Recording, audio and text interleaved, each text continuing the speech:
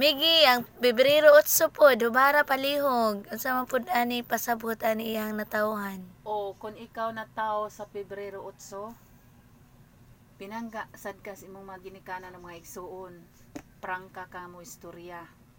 Daghan pong masakita nimo kay tungod kay di ka makatago og istorya. Pero ikaw, buutan ka nga pagkaanak, mapinanggaon ka sa imong mga igsuon. Ug naadyo kay plano nga makahuman ka sa imong pagtuon kay gusto nimo nga maprofessional mong tanan. Ug ang imong mga ginikanan usab mga kugihan. Magtinabangay lang mo aron matuman ang inyong mga plano sa kinabuhi.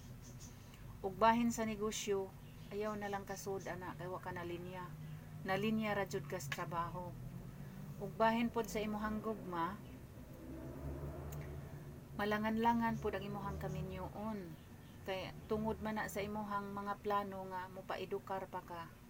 Mao nay hubad sa imong Pebrero 8 kisi. Oh, mga tao diha nga natawa ani nga pitsaha Pebrero 8. Please like, share, and subscribe our YouTube channel. Salamat.